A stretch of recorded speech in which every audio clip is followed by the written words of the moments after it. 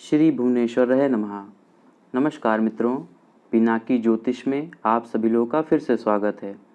आज हम लोग 10 महाविद्याओं के क्रम में नवी महाविद्या मातंगी महाविद्या के बारे में जानेंगे। भगवान शिव का नाम मतंग है, इन्हीं की शक्ति मातंगी है, अतः हम लोग कह सकते हैं मातंगी के शिव मतंग हैं। मतंगी के ध्यान में ये बताया गया है कि ये श्याम वर्णा है और चंद्रमा को ये मस्तक पर धारण करती हैं। भगवती मातंगी त्रिनेत्रा रत्नमय सिंहासन पर आसीन है, नील कमल के समान कांति वाली हैं तथा राक्षस समूह रूप अरण्य को भस्म कर देने में दवानल के समान हैं। इन्होंने अपनी 4 भुजाओं में पाश, अंकुश, खेटक और खड़ग धारण कर रखा है। ये असुरों को मोहित करने वाली एवं भक्तों को अभीष्ट फल देने वाली कहा गया है। मातंगी के बारे में दुर्गा सप्तशती के 7वें अध्याय में भी भगवती के स्वरूप का वर्णन किया गया है और कहा गया है कि वे रत्नमय सिंहासन पर बैठकर पढ़ते हुए तोते का मधुर शब्द सुन रही हैं। उनके शरीर का वर्ण श्याम है, वह अपना एक पैर कमल पर रखे हुए हैं, अपने मस्तक पर अर्धचंद्र तथा गले में कलहार पुष्पों की माला धारण करती हैं। वीणा बजाती हुई भगवती मतंगी के अंग में कसी हुई चोली शोभा पा रही है। वे लाल रंग की साड़ी पहने तथा हाथ में शंख में पात्र लिए हुए हैं। उनके वदन पर मधु का हल्का हल्का प्रभाव जान पड़ता है और ललाट में बिंदी शोभा पा रही है। इनका वल्लकी धारण करना नाद का प्रतीक है। तोते का पढ़ना भगवती का वर्ण उच्चारण कहलाता है, जो बीजाक्षर का प्रतीक है। कमल वर्णात्मक सृष्टि का प्रतीक है। शंखपात्र ब्रह्मरंध्र का तथा मधु अमृत का प्रतीक है। रक्त वस्त्र अग्नि का तथा ज्ञान का प्रतीक है। और वाग्देव के अर्थ में मातंगी यदि व्याकरण रूपा हैं तो शुक शिक्षा का प्रतीक है। 4 भुजाएं, वेद, चतुष्टय, इस प्रकार तांत्रिकों की भगवती मातंगी महाविद्या वैदिकों की सरस्वती ही हैं। तंत्र ग्रंथों में इनकी उपासना का विस्तृत वर्णन प्राप्त होता है। भगवती मातंगी ही उच्चिष्ट चांडाली कहा गया है, इन्हीं का नाम मातंगी है।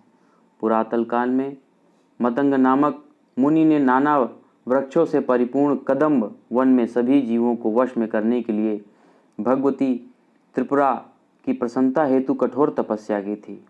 उस समय भगवती पराम्बा त्रिपुरा माता के नेत्र से एक तेज उत्पन्न हुआ, जिससे एक श्यामल नारी विग्रह का रूप धारण कर लिया। इन्हें राजमातंगी कहा गया। राजमातंगी, सुमुखी, वशय मातंगी तथा कर्ण मातंगी इन्हीं के नाम हैं। मातंगी के भैरव का नाम मतंग है। ब्रह्मयामल में इन्हें मतंग मुनि की कन्या भी बताया गया है। भगवती मातंगी की साधना विशेष रूप से वाक सिद्धि के लिए की जाती है। मतंगी का श्याम वर्ण परावाक बिंदु है। वस्तुतः वाणी विलास की सिद्धि प्रदान करने में इनका कोई भी विकल्प नहीं है, या हम लोग ये कह सकते हैं वाणी में सिद्धि और सत्यता प्रदान करना इनका स्वाभाविक गुण है। कहीं कहीं तांत्रिक ग्रंथों में इन्हें उच्चिष्ट चांडाली भी कहा गया है। ये अपने साधक को सुखी गृहस्थ जीवन बनाने में पुरुषार्थ सिद्धि एवं सम्मोहन प्रभाव पैदा करने के लिए विलक्षण शक्तियाँ प्रदान करती हैं। शिव की शक्ति भगवती मातंगी की उपासना किसी भी शुभ कार्य के लिए की जा सकती है। इसके प्रभाव से कोई भी व्यक्ति किसी भी प्रतियोगिता में वह हार नहीं सकता, वाद विवाद में वह हार नहीं सकता। जो अच्छे वकील एवं संगीत के विद्यार्थी हैं, उनको इन देवी की उपासना शिखर तक पहुंचा देती है।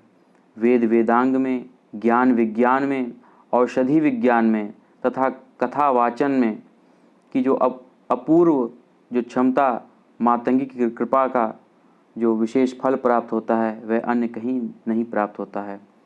साधारण कोई मूर्ख मनुष्य अगर इनकी उपासना करता है तो वह प्रकांड विद्वान बन जाता है। इनकी उपासना कृष्ण पक्ष की अष्टमी, अमावस्या, होली, दिवाली तथा शिव चौदस की रात्रि में आरंभ करनी चाहिए। पवित्र होकर काष्ठ की चौकी पर भगवती को स्थान देकर अपनी गुरु परंपरा के अनुसार गुरु के देख रेख में, गुरु के संरक्षण में इस उपासना को करें। इनके जप को करें, इनके जप की सिद्धि करें। जब वह भगवती प्रकट होगी तो उसको श्वेत वस्तुओं की भेंट स्वीकार दें और वह आपसे अभीष्ट की मांग करेगी और वो आपको अभीष्ट फल दे के भगवती वहाँ से अंतर्ध्यान हो जाएगी। तो दोस्तों, ये रहा भगवती पराम्बा मातंगी महाविद्या का स्वरूप और इनका फल। अगर हम लोग सच्चे मन से, सच्ची भक्ति से अपने गुरु के देख रेख में, अपने गुरु के शरण में होकर भगवती मातंगी का अगर हम लोग जप करते हैं तो उनकी विशेष कृपा प्राप्त होती है और वाक सिद्धि हो जाती है, अर्थात जो आप कहेंगे वही सत्य होगा। आपको मेरा ये वीडियो कैसा लगा, मातंगी की जानकारी कैसी लगी, कमेंट बॉक्स में ज़रूर लिखें। मुझे लाइक करें, सब्सक्राइब करें। नमस्कार।